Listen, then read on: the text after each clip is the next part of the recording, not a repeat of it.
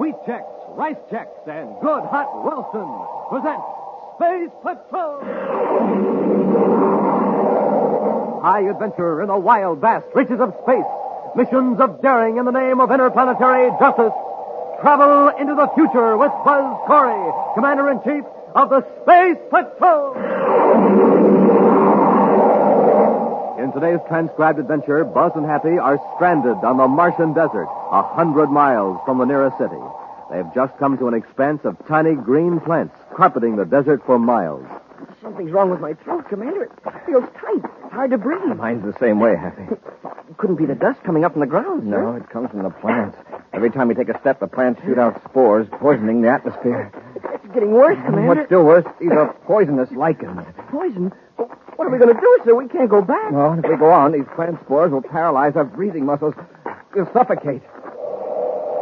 We'll be back in just a moment with today's Space Patrol story, The Electronic Burglar. Say, you want to have some fun, gang? Well, listen to this jet cycle. There's nothing in the tank but ordinary fuel, and here's the result. Just a putt-putt. That's all it is with ordinary fuel, but pour in some super fuel.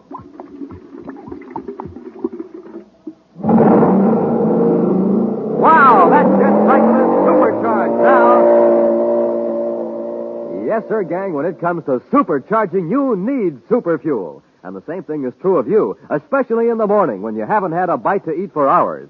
So to really get up ahead of steam, to really get set for a lightning takeoff, you have to get supercharged. And here's Buzz Corey's way of doing it. He eats a good breakfast with Rice Checks or Wheat Checks, the super cereals that help to supercharge you. Bite-sized Checks. Checks, the cereals that taste so good. Checks, the cereals that are so crisp, so absolutely different. So take a tip from Buzz Corey. Eat a good breakfast with a super cereal and get supercharged. The super cereals, Rice Checks, Wheat Checks.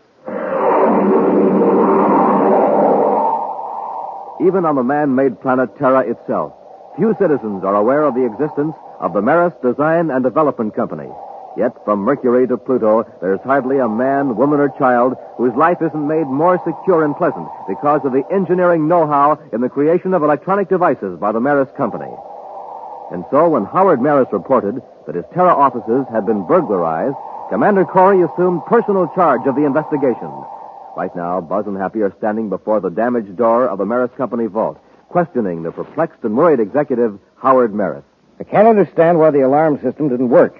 I set it myself last night, just as I always do. How do you set it? There's a lock switch in my private office. Once that switch is set, nobody can force an entrance to the building without setting off the alarm. Well, what if somebody had the key to the outside doors? If they used it before regular opening time, even a key would set off the alarm. The only sign of force, inside or out, is at the vault door. Mr. Maris, are you positive you set the alarm switch last night? Absolutely. And the alarm did work, you know. Yes, but several hours too late. By the time our men got here, the metal on the Endurium door had cooled where the atomo torch had melted it. It's the most baffling thing I've ever run into, Commander. Mm-hmm. One fact is pretty clear, Mr. Maris. Yes, what's that? Whoever did this job was extremely familiar with your operations. Are you suggesting it was an inside job? It almost had to be. Just look at what was taken. Yes, the anoscope plans. The most valuable thing in the vault. Well, excuse me, sir, but what is this anoscope? It's a device for detecting mineral deposits hundreds of feet underground. It's 10 times more efficient than any other instrument or method we have. Those plans in the hands of someone who knows their value are worth at least 1 million space credits. Wow. Oh, excuse me. Yes, Maris here. Oh, very well. Commander, I'm wanted in my office. Would you excuse me, please? Surely, Mr. Maris. Go ahead. Thank you.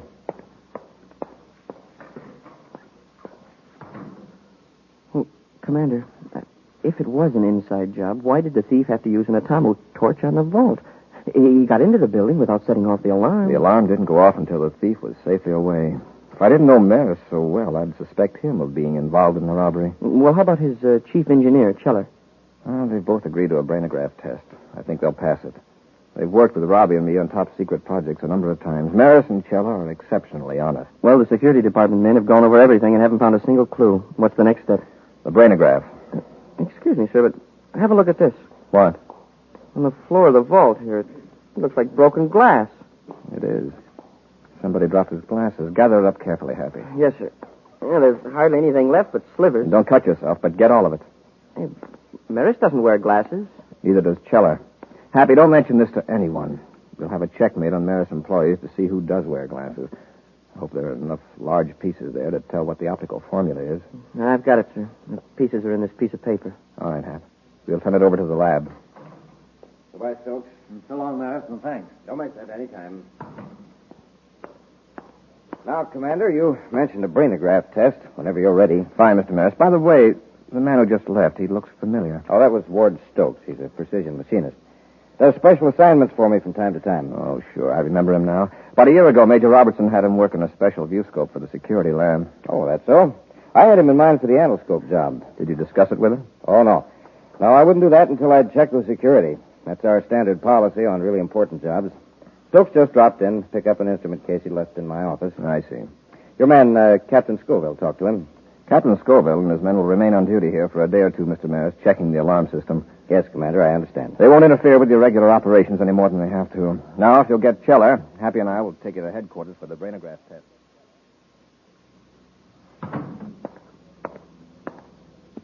Oh, Stokes, you got the case all right. Yes, walked right into Maris' office. One of Corey's men gave me the once-over, but didn't even stop me. Has the case been tampered with? Oh, it was on the floor exactly where I left it yesterday. After all, it looks just like what it's supposed to be, an instrument case. Yes. Not even Buzz Corey would suspect this small box of being an electronic burglar. And now that we've got it back here, no one will ever suspect. Oh, I see you found your spare glasses. Yeah.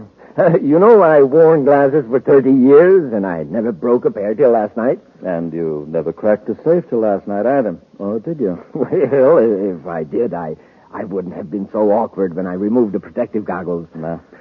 Well, it was a small price to pay for what we've got. Yes. That reminds me, you better put that robot burglar away and help me copy the anoscope design. Where do you want me to put the burglar? In the staging room for now. All right.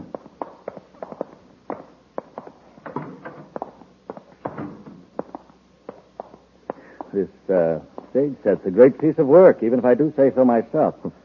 Startling duplicate of Mer's private office. Oh, it would have to be, wouldn't it? Otherwise, we couldn't have trained our mechanical helper to find the alarm switch in the real office. You know, I've made dozens of machines operated by electric eyes, but until you came along, it never occurred to me to make a machine that works for you instead of somebody else. Yes, Bartram, I guess that's it. The toughest part of the whole job was getting a hold of Maris' burglar alarm key long enough to make a duplicate. Maris doesn't suspect us. Corey doesn't suspect us. I'd say we pulled it off without a hitch. But now, we better get ready to blast off from Mars. Happy, I suppose you heard the results of the brainograph test. Yes, sir. Maris and Cheller didn't have anything to do with the robbery. Not only that, but they haven't the remotest idea who might have done it. That's great, except that it doesn't help us much. Oh, how about the fragments of glasses? Well, the lab couldn't tell a thing. The boys did their best, but the pieces aren't big enough to indicate the optical formula. Oh, well. Maybe it wasn't a thief that dropped it there anyway. Maybe not. Maris says that he and Cheller are the only ones that go into the vault. We would get this clue just when our chief optical expert is in the hospital. Dr. Pricer? Yes. I contacted Pricer and showed him the fragments on the telescreen. He thinks he could determine the lens formula after he's out of the hospital. When will that be? In 10 days. You know, I think I'll take his suggestion. Pricer says this man Stokes might be able to help us. Stokes? Oh, the fellow Maris was talking about? Yes. Stokes helped Pricer on some high-precision optical work a while back. Pricer thinks he's great. He could well be, with both Maris and Pricer raving about him. Now, let's pay him a visit, Happy, and see if he can put our glass jigsaw puzzle together.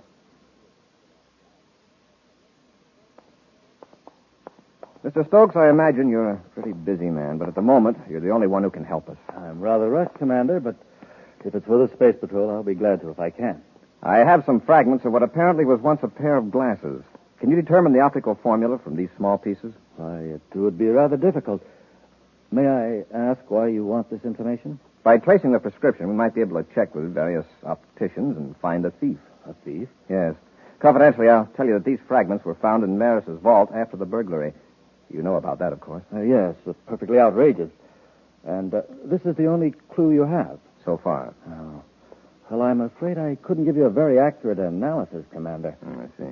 Well, perhaps Dr. Pricer can do it when he gets out of the hospital. However, let me examine these fragments more closely.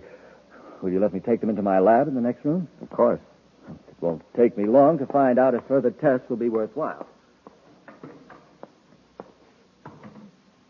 He didn't seem very interested at first, Commander. It's a challenge to his ingenuity. He'll probably help us. All these pictures of gadgets on the walls. Are these Stokes' inventions? I suppose so. Hey, come and look at this one, sir. The picture here by the door. All right. It's a miniature view scope, no bigger than your hand. An amazing piece of construction. Well, I'd like to see the actual thing. Hey, I wonder what's in this room here. Happy. Oh, well, I wasn't snooping, sir. I just thought... Hey, look at this. What is it? For a minute, I thought I'd been here before. But this is an exact duplicate of Maris's private office. It does look like it. Same furniture arrangement, same size, same fixtures. Yeah, maybe the same person designed the offices, and Maris's is just like Stokes. No, I don't think so, Happy. What do you mean, sir? These walls don't reach the ceiling. This is a room built inside a larger room, like a stage set. You're right. It seems kind of silly. It certainly does. And then Hey, what's that, Commander? machinery of some kind, but I don't see. Oh, it's that instrument case. The lid's opening. Look at it, Commander.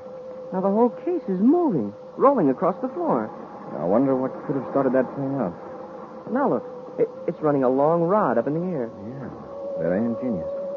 A telescoping rod in sections with a key on the end of it.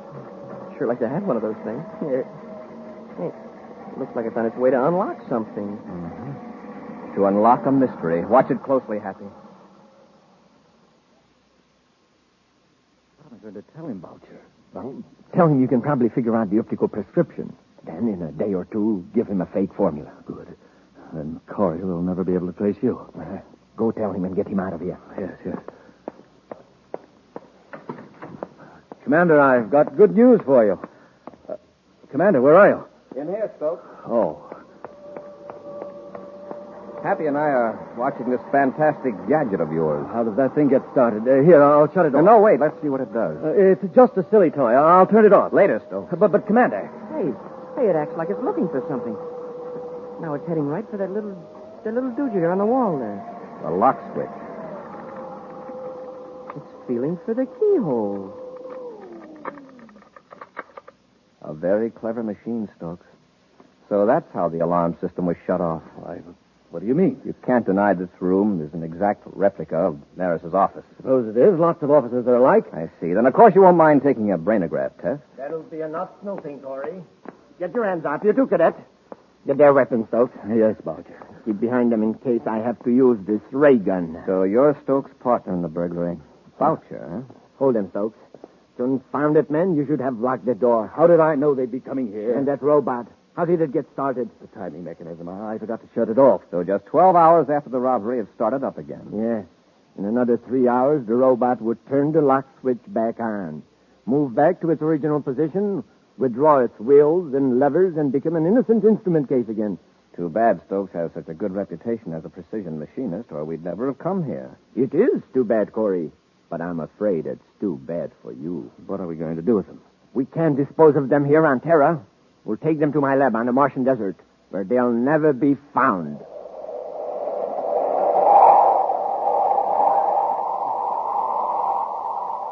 We'll be back with Space Patrol in just a moment. Say, gang, listen to this boy going to the breakfast table. He doesn't care if he ever gets there, does he? He doesn't like his breakfast cereal, that's why. No zip, no lift, no flavor. Now, here's a girl. Listen to how she goes to breakfast. She doesn't even bother about going. Same trouble. A cereal dull as can be. No taste, no tang, no nothing. Now, here's another youngster going to breakfast. No wonder he's in a hurry. He's really going for breakfast, because this fella does what Buzz Corey does. He has a checkerboard super cereal for breakfast every single morning. Rice Chex or Wheat Chex.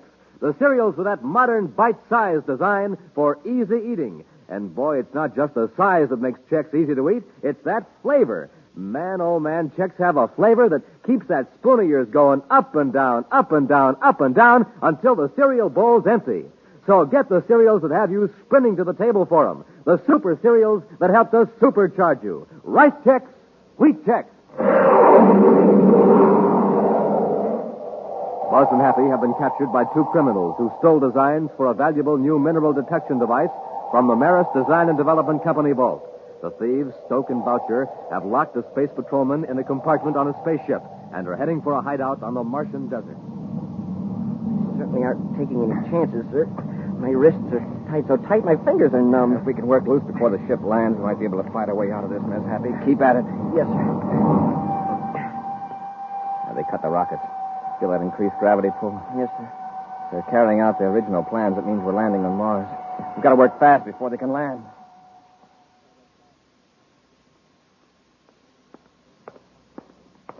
Unlock the compartment, Stokes. I'll keep them covered. All right.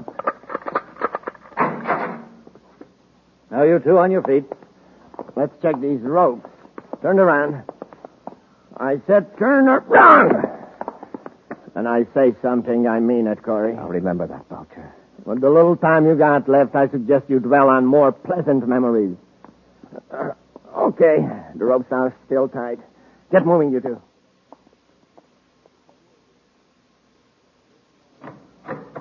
This is our little Martian hideout.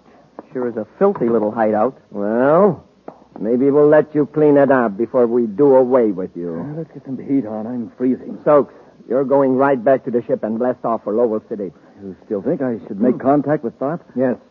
I'll stay here and guard Corey and the cadet until everything is set. Leave the designs here. I'll put them in the cupboard. All right. If you find everything safe in Lowell City, then make arrangements for getting the money from Thorpe, and we'll hand over the design. When do we get rid of Corey and the cadet? Just as soon as you get back. Nobody will ever find them out here in the desert.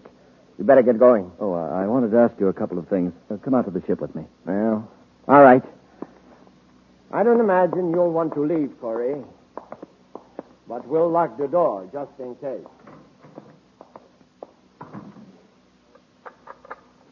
Well, sir, we've got until Stokes gets back to get out of here.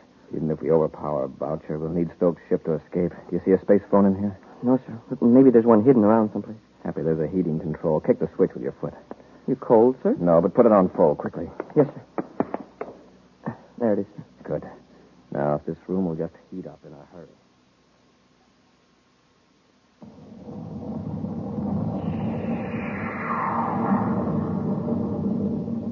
Well, there goes Stokes. Now, when Boucher comes into this heated room, I have a hunch he'll have some trouble with his glasses.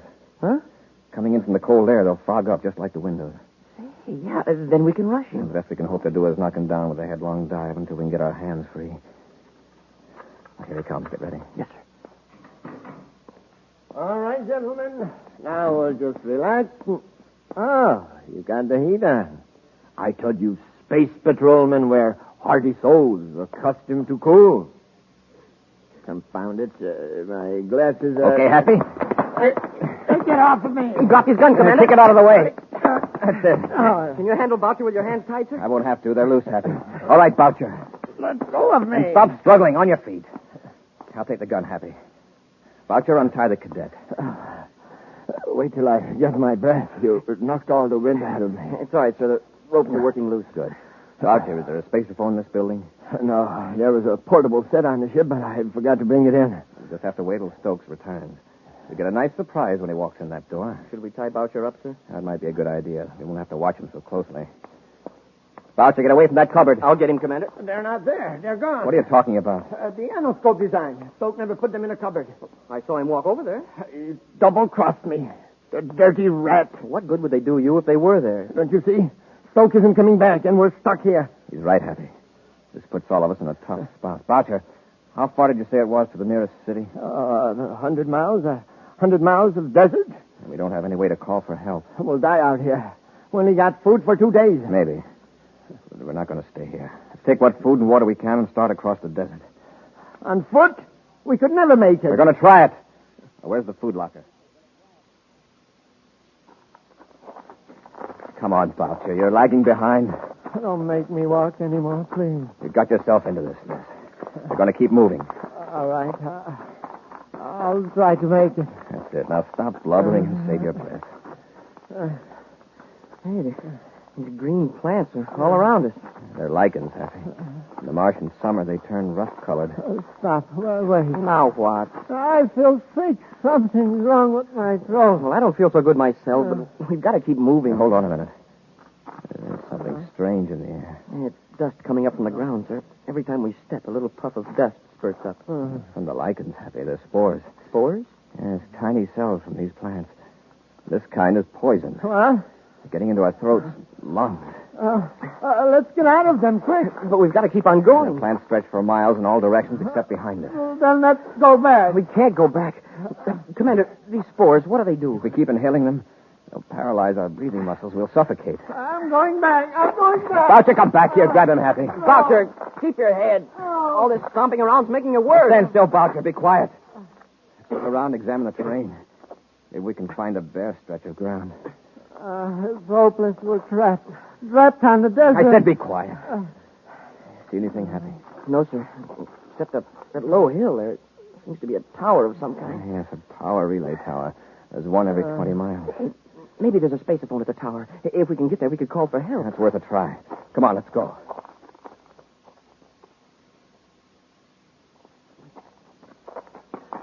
Come on, Boucher. Just a few yards more. I can hardly breathe. I don't see anything that looks like a spaceophone, Happy. Neither do I, sir. Just some wheels and gears. Those are to adjust the receiving and deflecting coils at the top of the tower. You mean we can't call for help after coming all this way? I'm afraid not. Then what good is this monstrosity? We'll all die here under the Look, tower. Boucher, lie down and rest a minute and keep quiet. Well, sir, by looking at the coils, can't we tell the direction to take to Lowell City? Yes, but it's straight across those poison lichens. Now, wait a minute. If we were to turn those wheels, it would interrupt the power beam. The beam would miss the next relay tower. Hey, yeah, they'd have to send somebody out to investigate. Well, then do it. Turn the wheels. Cut off the power. Boucher, do you realize that human lives may depend on that power beam? Well, what about our lives? Our lives depend on it, too. Turn it off. Well, what we might do, Happy, Turn it off. it might deflect it slightly, just enough to register in the instruments at the monitor station. Well, how could we be sure we weren't turning it too far? See that dial? It points to 0. That means it's right on the beam. The red lines on either side are the danger limits.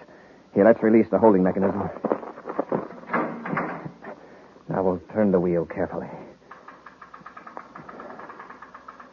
The indicator's still on 0, sir. The control mechanism has a high gear ratio for accurate focusing of the beam. Now it's moving, sir. Halfway to the danger line. That ought to alert the maintenance crew. Now we'll spin the wheel the other way, back and forth.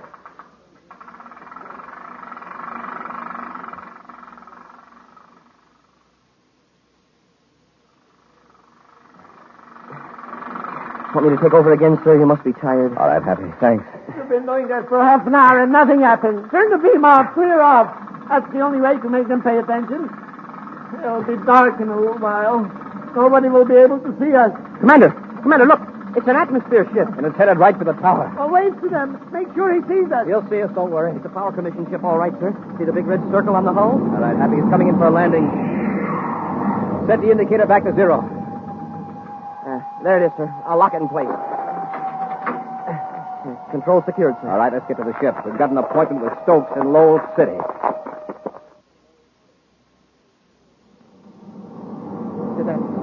I told you and the commander how you can pick up Stokes and the man who's going to buy the design. They will go on my record one day. Oh, sure, but I'm afraid it's a little late now to start thinking about getting off easily. Happy, I just talked to Lowell City Space Control and the pilot's spacephone. They're putting a guard around Stokes' ship in case he tries to blast off. Fine. When do we get to Lowell City? In a couple of minutes. We'll turn Boucher over to the spaceport guards and go after Stokes in style.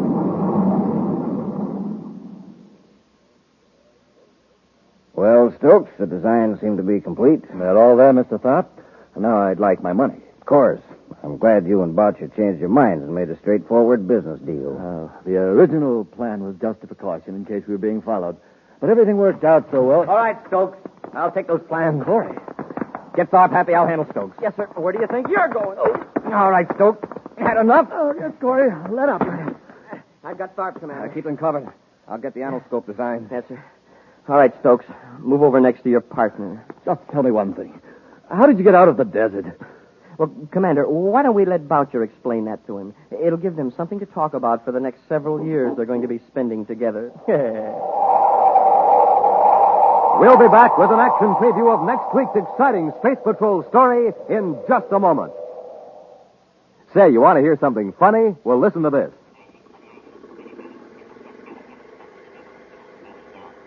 That's a word scrambler, gang, a machine that scrambles secret messages sent by space patrollers over the spaceophone. Now, do you want to know what the message said? Well, here, I'll have it unscrambled for you.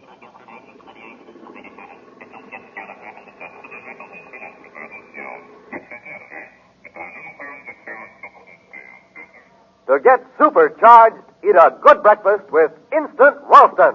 That's one of the most important messages a space patroller ever sent.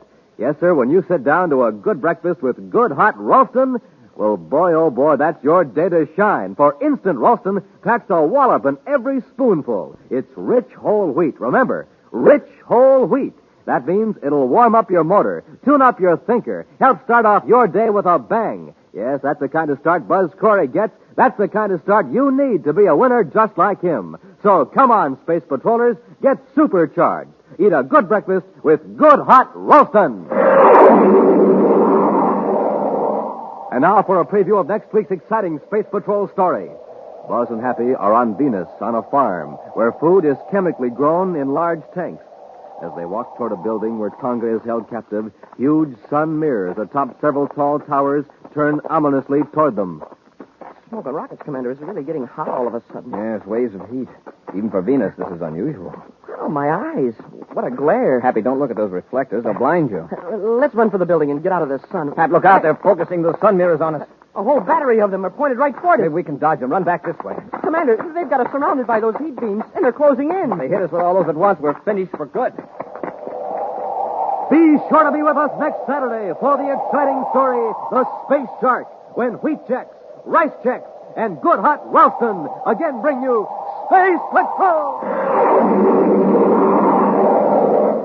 And now here's a message from Commander Buzz Corey. Here's a little riddle. What is it that is scarce, valuable, and necessary, yet given away free? The answer is blood, the gift of life. Yes, when grown-ups give blood at the Red Cross Center, they don't receive money, but they do receive the wonderful, deep-felt satisfaction of knowing they helped save a life. Now, how would you like to help me get more people to save lives? Join my Space Patrol Blood Boosters. It's lots of fun, so how about it? Join today. Space Patrol, an original Mike Moser production, starring Ed Kemmer as Commander Corey and Lynn Osborne as Cadet Happy, was written by Lou Houston and directed by Larry Robertson. Other players were Bela Kovac, Ken Mayer, and Norman Jolly. Dick Tufeld speaking. Now, don't forget to tune in next Saturday and every Saturday when wheat checks, rice checks, and good hot Ralston again present the new, exciting Space Patrol! And be sure to see another exciting Space Patrol story on your local ABC television station. Consult your local paper for time and channel.